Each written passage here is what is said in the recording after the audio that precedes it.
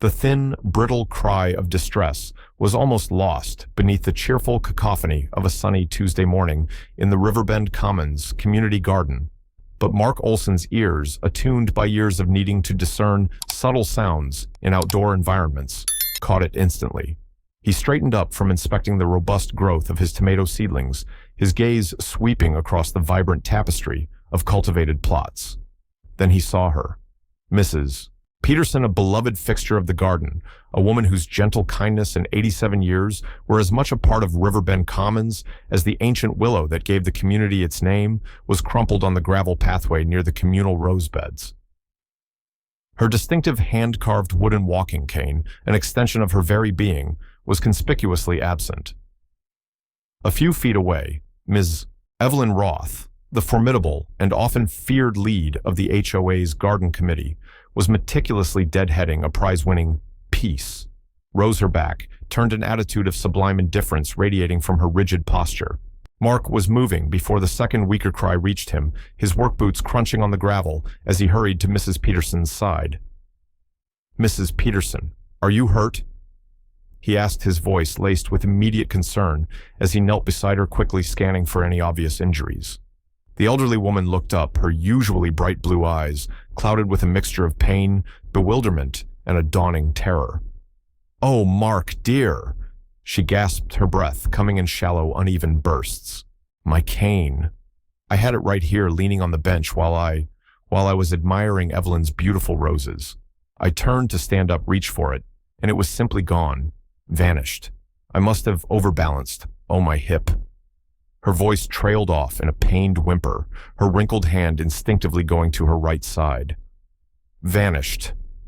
Ms. Roth's voice, sharp as shears, cut through the air as she finally pivoted her expression, a carefully crafted mask of mild, impatient surprise. "Eleanor, you must be mistaken.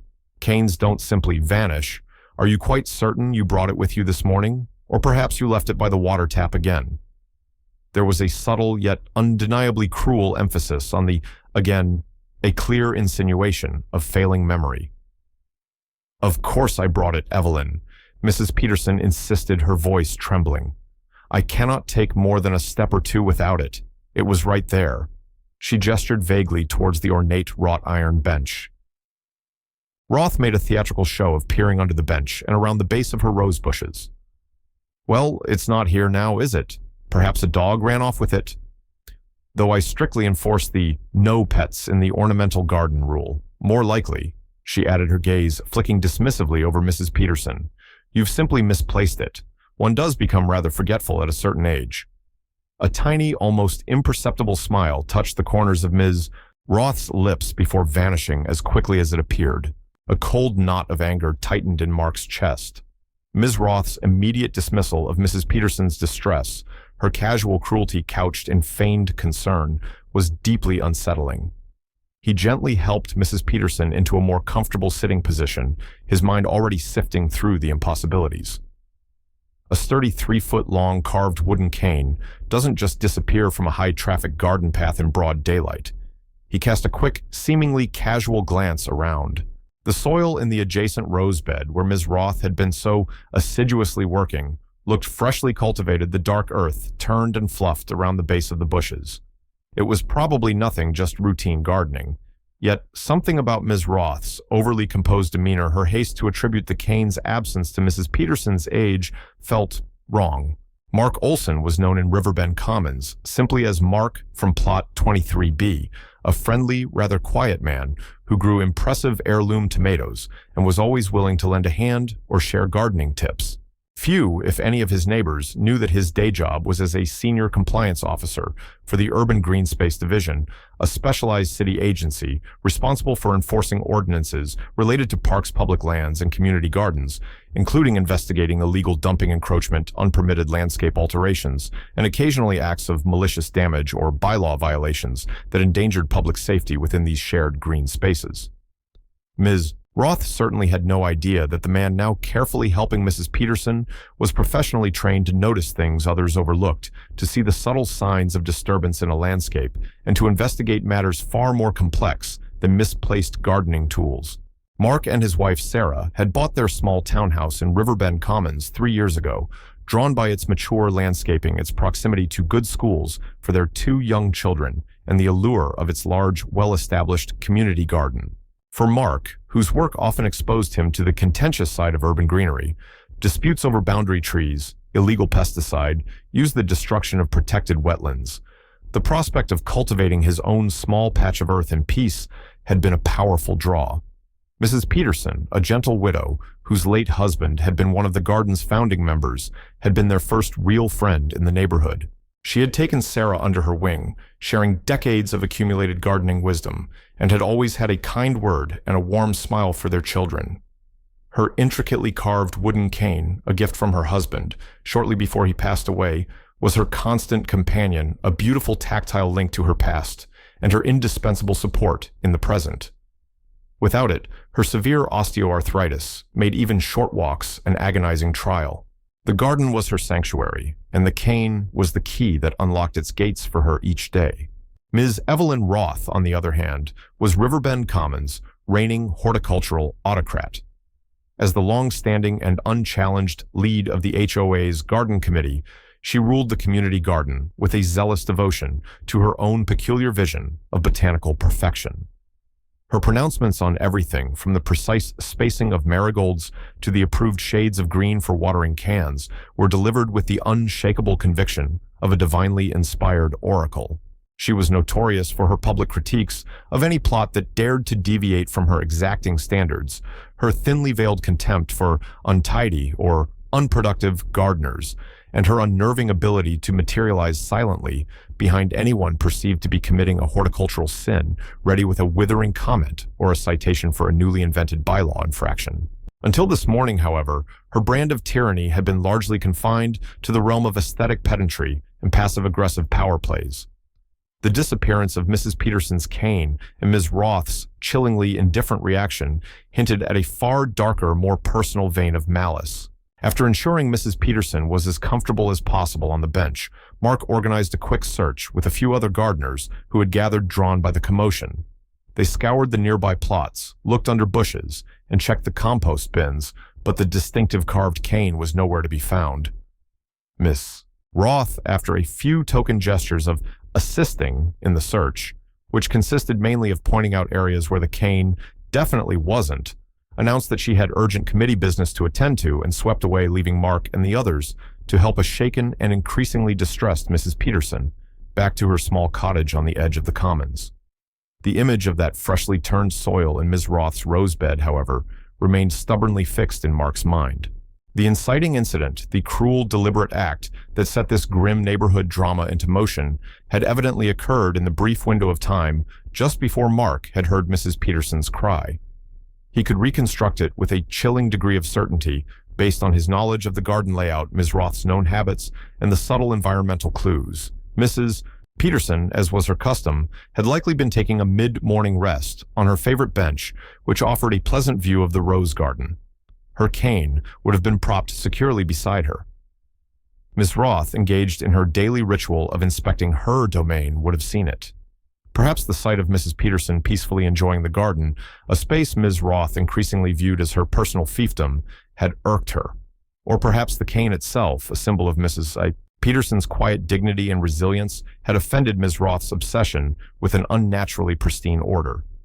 Whatever the twisted motivation, while Mrs. Peterson was momentarily distracted, perhaps by a flitting monarch butterfly or the cheerful greeting of another passing gardener, Ms. Roth, with the practiced stealth of a seasoned predator, would have seized her opportunity. The newly prepared bed of ornamental kale, its soil loose and friable, located just a few feet from the bench and conveniently shielded from most direct lines of sight by a large hydrangea, would have offered a perfect temporary hiding place.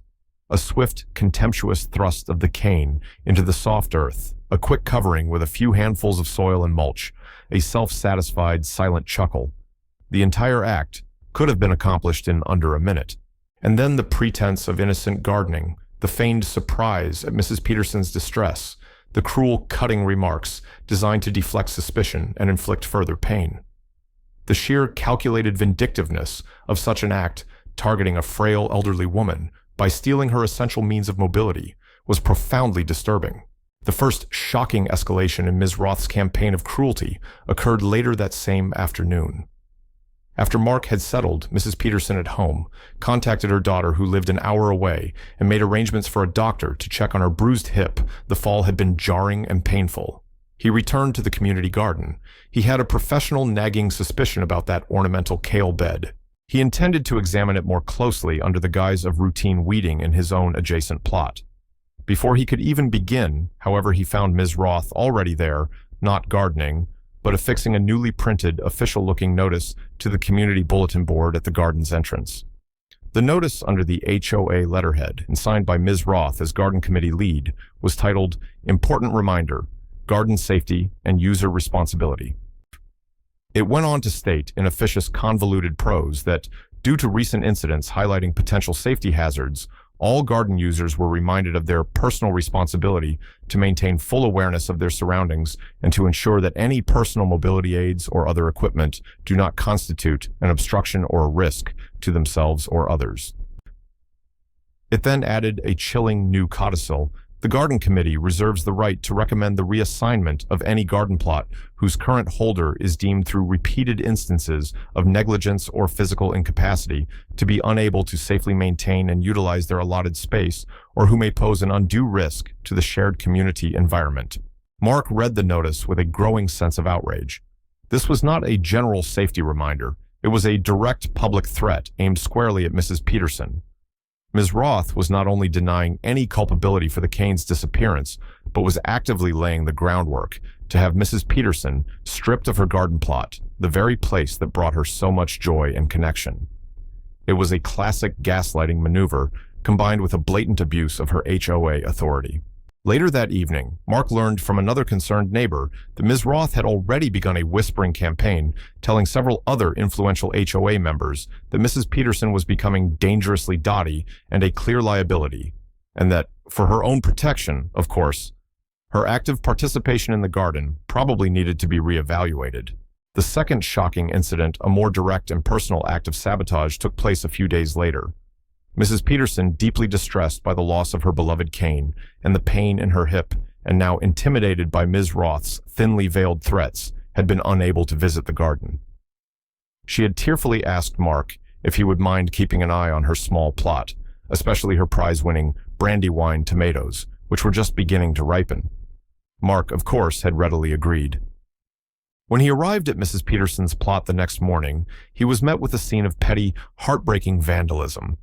Several of the largest, almost ripe tomatoes had been plucked from the vines and crudely smashed on the pathways. Her carefully tended basil plants had been uprooted and tossed onto the compost heap. And most distressingly, a patch of her cherished forget-me-nots, grown from seeds her late husband had collected years ago, had been systematically decapitated, their delicate blue flower heads lying like fallen tears on the soil. There were no obvious footprints, the perpetrator clearly having taken some care, but as Mark examined the damage, his trained eye caught something glinting in the damp earth near the ravaged forget-me-nots, a small, uniquely shaped silver earring, the kind with a secure clasp, the kind Ms. Roth was known for, wearing her ears being pierced multiple times. It could have fallen off anyone, of course, but its presence in that specific spot, amid such deliberate destruction, felt significant. As he was carefully photographing the damage with his phone, Ms. Roth approached her expression, a masterpiece of feigned sympathy. "Oh, Mr. Olson, what a terrible shame, poor Eleanor's plot. It appears to have suffered some sort of blight, or perhaps raccoons. They can be so destructive with ripening tomatoes." Her eyes, however, held a cold, calculating glint that belied her sympathetic words. It just goes to show, doesn't it, how quickly a garden can deteriorate if it's not given constant, vigorous attention. Such a pity. I do hope this won't reflect poorly on the overall standards we strive for in Riverbend Commons. I shall have to make a note of this for the committee's review of underperforming plots. The implication was unmistakable. Ms. Roth was not only likely responsible for the vandalism, but was now using it as further evidence to support her campaign to dispossess Mrs. Peterson. The cruelty was breathtaking, the manipulation insidious. Mark carefully collected the silver earring, placing it in a small evidence bag he kept in his gardening kit for collecting interesting seeds or soil samples. a habit from his professional life that now served a very different purpose. He knew then that he had to escalate his own response, moving beyond concerned neighbor to urban green space compliance officer. Ms. Roth's actions were no longer just petty HOA tyranny. They were verging on criminal behavior, targeting a vulnerable elderly individual with malice and forethought. The midpoint of this increasingly disturbing neighborhood saga arrived as Mark Olson, now thoroughly alarmed by Ms. Roth's escalating campaign against Mrs. Peterson, and armed with a growing collection of troubling, if circumstantial evidence, made the conscious decision to employ his professional expertise and resources more directly. He couldn't ignore the clear pattern of abuse, nor the profound distress it was causing Mrs. Peterson. The missing cane remained the central mystery, the presumed catalyst for Mrs. Peterson's fall and the subsequent acts of malice. Mark knew that if Ms. Roth had indeed buried it in that ornamental kale bed, as he strongly suspected, then physical evidence, however mean it might still exist, even if the cane itself had since been removed. He also initiated a more formal, though still discreet background inquiry into Ms. Evelyn Roth, utilizing official city databases and cross-referencing HOA records from neighboring communities, searching for any prior complaints code violations or patterns of behavior that might shed light on her current actions. His specialized skills in landscape analysis and site investigation were brought to bear first, under the plausible pretext of offering to assist the garden committee with assessing soil health and drainage issues in the ornamental beds, an offer Ms. Roth, always keen to exploit free skilled labor for her garden, accepted with a condescending air of noblesse oblige. Mark gained unfettered legitimate access to the entire area around the bench and the suspicious kale bed.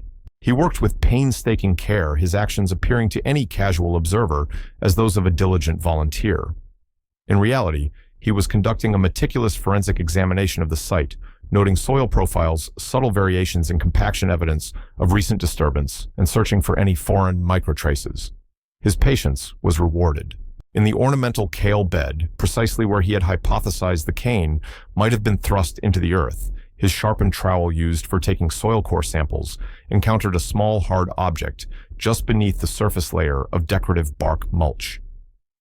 Carefully brushing away the surrounding soil, he unearthed not the entire cane, but something even more uniquely identifiable, a tiny, intricately carved wooden bead, shaped like a miniature ladybug, its paint slightly chipped. Mrs. Peterson's beloved cane had a distinctive leather thong tied around its handle, adorned with several such hand-carved beads, gifts from her grandchildren over the years. This ladybug bead was one of her favorites. Ms. Roth, if she had later removed the cane from its temporary burial spot to dispose of it more permanently, had clearly been careless, leaving behind this crucial, incriminating piece of evidence. The more profound and disturbing twist, however, emerged from Mark's deeper investigation into Ms. Roth's history as an HOA power player. He discovered through a careful review of archived HOA newsletters from other communities where Ms. Roth had previously resided and served on garden committees a chillingly consistent modus operandi. In at least 2 prior HOAs, Ms. Roth had been at the center of contentious disputes involving the reallocation of community garden plots, particularly those held by long-term, often elderly or less physically robust residents. The pattern was eerily familiar. A gradual escalation of petty complaints, accusations of bylaw infractions, claims of declining standards, or safety concerns, all seemingly designed to pressure these vulnerable individuals into surrendering their plots. More alarmingly, Mark uncovered financial records from one of these previous HOAs obtained through a colleague in another city's municipal compliance division who had investigated an unrelated bylaw complaint there, which revealed that preferred vendor status for supplying expensive landscaping materials, ornamental rocks, mature shrubs, custom-built trellises for committee-led garden enhancement projects that often involved the newly vacated plots, had been consistently awarded to a small niche landscaping company. The owner of that company, Ms. Roth's nephew. This wasn't just about a sadistic desire for control over a patch of community land. It was potentially about a systematic, long-running scheme to profit from the distress and dispossession of vulnerable community members. The cruelty towards Mrs. Peterson was not an isolated act of spite. It was a practiced tactic, a familiar tool in Ms. Roth's repertoire of manipulation and potential fraud. Armed with the ladybug bead, the silver earring, meticulous photographic documentation of the vandalism and the excavation site, and now compelling evidence of a long-standing pattern of predatory behavior and potential financial impropriety, Mark knew he had a solid foundation to act decisively in his official capacity. This had evolved far beyond a simple neighborhood disagreement or a case of petty bullying. This involved potential criminal acts, malicious endangerment, causing Mrs. Peterson's fall by depriving her of her essential mobility aid, elder abuse, the sustained campaign of harassment, intimidation, and attempted dispossession, vandalism, and a conspiracy to defraud. He began to prepare a comprehensive formal investigative report detailing each piece of evidence and cross-referencing Ms. Roth's actions with specific violations of municipal ordinances, state laws pertaining to elder protection, and regulations governing the ethical management of community assets, laws and ordinances that fell directly within the enforcement purview of his role as an urban green space compliance officer. He learned that Ms. Roth had called a special HOA meeting for the following week, the express purpose of which was to vote on her garden plot reallocation and beautification initiatives. This meeting, he determined, would be the venue where Ms. Roth's reign of manipulation and abuse would finally be brought to an end. The Riverbend Commons Clubhouse, usually a quiet venue for bridge club meetings and subdued HOA discussions, was tonight filled to capacity, a palpable current of anticipation and anxiety running through the assembled residents. The special HOA meeting, called by Ms. Evelyn Roth, was ostensibly to discuss her visionary new plan for optimizing garden plot allocation and enhancing the aesthetic appeal of our shared horticultural resources. However many suspected it was, in reality, the culmination of her campaign to seize control of several long-held garden plots, most notably Mrs. Peterson's. Mrs. Peterson herself was present, looking small and frail, but with a spark of quiet defiance in her eyes, seated in the front row supported by her daughter who had driven in for the meeting. Mark Olson sat a few rows back, a thick official-looking document folder on his lap, his expression calm but unreadable. Ms. Roth, exuding an air of unshakable self-importance, launched into her presentation with a flourish, her voice ringing with false enthusiasm as she detailed her plans for reinvigorating the community garden. She spoke of underutilized assets, the need for dynamic and energetic horticultural stewardship, and creating showcase zones that will be the envy of every HOA in the county. Her proposed new garden map, displayed on a large projector screen, showed as anticipated Mrs. Peterson's plot, along with those of several other elderly or less active gardeners, absorbed into sprawling new, committee-managed ornamental display beds. As she concluded her grandiose presentation and called for a motion to approve her plan, Mark Olson rose slowly and deliberately from his seat. Ms. Roth. Mark's voice, clear and steady, resonated through the suddenly silent room, cutting through the lingering echoes of her self-congratulatory rhetoric. Before this board and the members of this community proceed to vote on your ambitious proposal, I have several critical matters to address regarding your conduct, your integrity, and the legality of your actions, particularly as they pertain to Mrs. Eleanor Peterson and the management of this community garden. Miss Roth turned towards him, her face instantly hardening into a mask of cold fury. Mr. Olson, your persistent, baseless insinuations regarding Mrs. Peterson's unfortunate personal circumstances are tiresome and entirely out of order. This meeting is about the future of our garden, not about coddling those who are no longer capable of meeting its demands.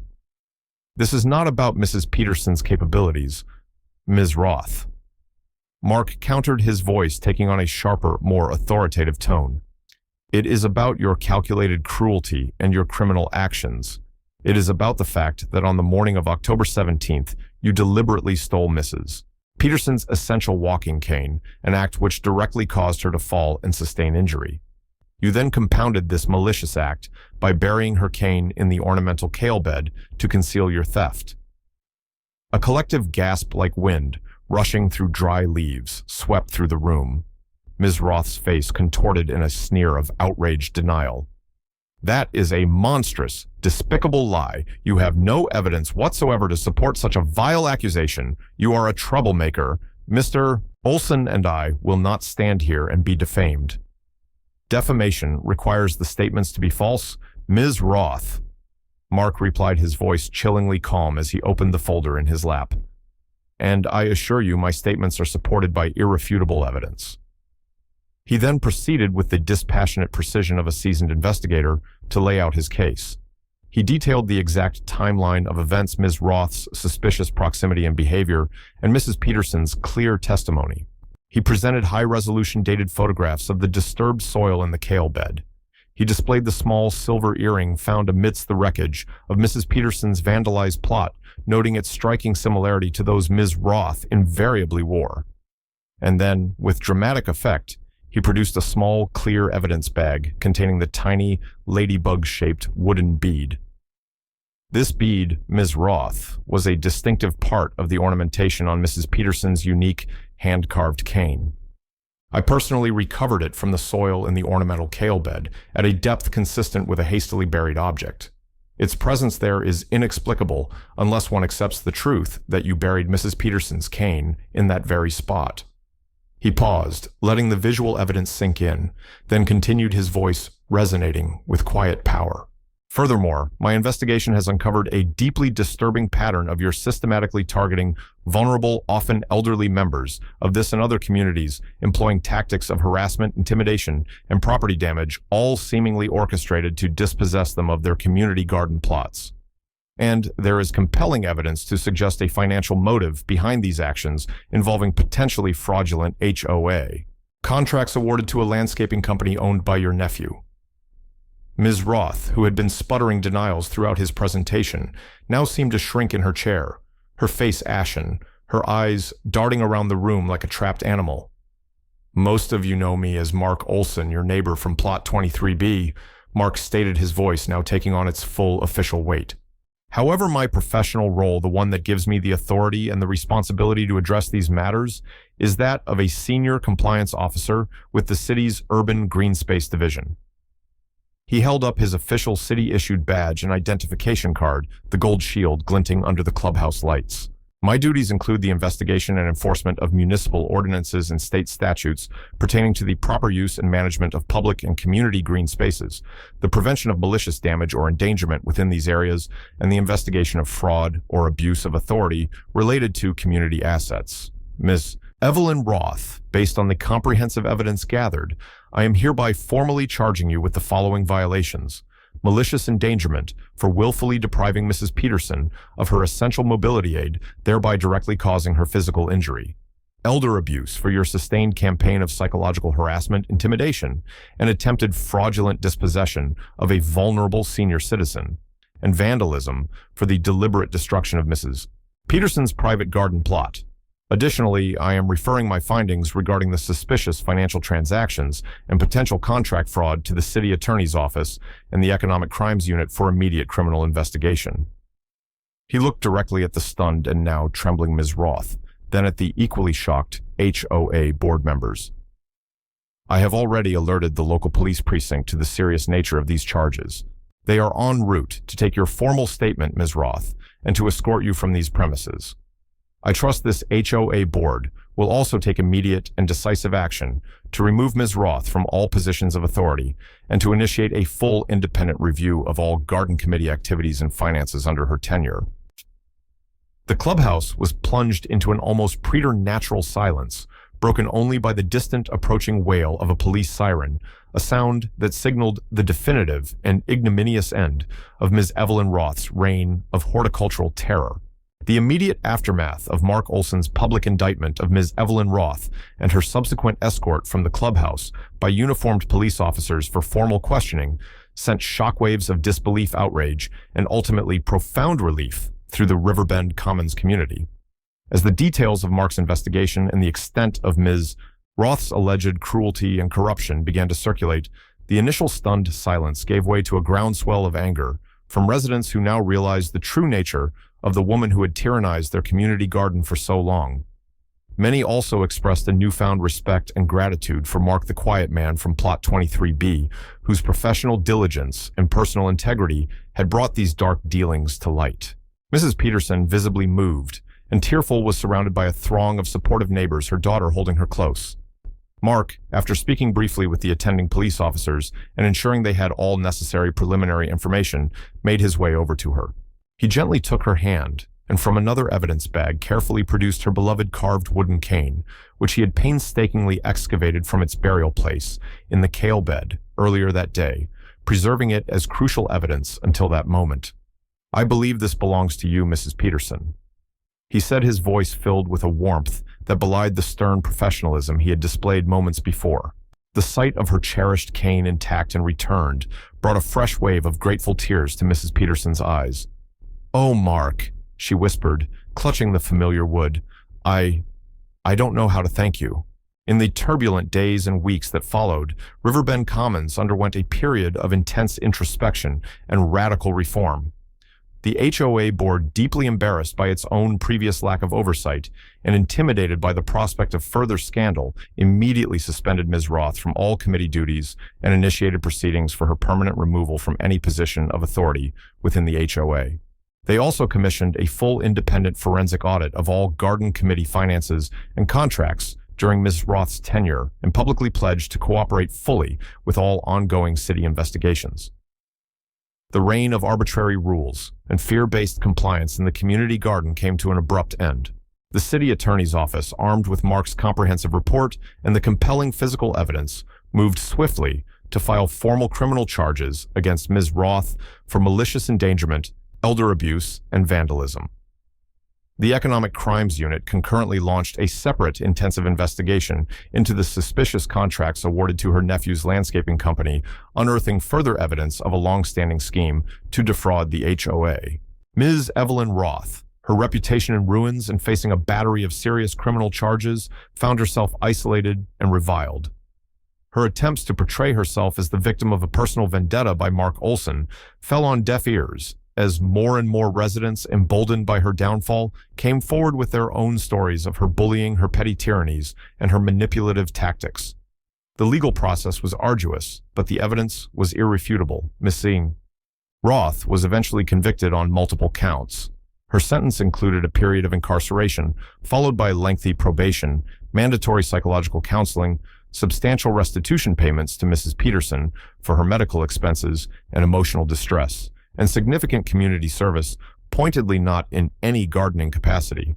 She was also permanently barred by court order from holding any fiduciary position in any community organization, and was issued a strict restraining order preventing any contact with Mrs. Peterson or her family. The investigation into her nephew's company also resulted in fraud charges and the dissolution of his sham enterprise. The Riverbend Commons community garden, liberated from Ms. Roth's oppressive control, began to blossom in an entirely new way. An interim garden committee composed of genuinely passionate and collaborative gardeners, including Mrs. Peterson, who with her cane restored and her spirits revived, insisted on participating, worked to revise all garden rules, emphasizing inclusivity, shared learning, and mutual respect. The atmosphere in the garden transformed from one of competitive suspicion to one of joyful cooperation. Mrs. Peterson's small plot, once a target of malice, became a beloved symbol of resilience and community spirit, her brandywine tomatoes and fragrant forget-me-nots more vibrant than ever. Mark Olson, his dual role as valued neighbor and respected urban green space compliance officer, now common knowledge, continued to tend his heirloom tomatoes, his quiet integrity having earned him the lasting admiration of the entire community. His actions had not only brought a perpetrator of abuse and fraud to justice, but had also empowered his neighbors to reclaim their shared spaces and build a stronger, more compassionate community from the ground up. The ordeal had been a painful chapter in Riverbend Commons history, but it had ultimately led to a period of profound healing and positive transformation, a lasting testament to the courage of one individual to speak truth to power and the enduring capacity of a community to cultivate justice, kindness, and genuine belonging right alongside its flowers and vegetables.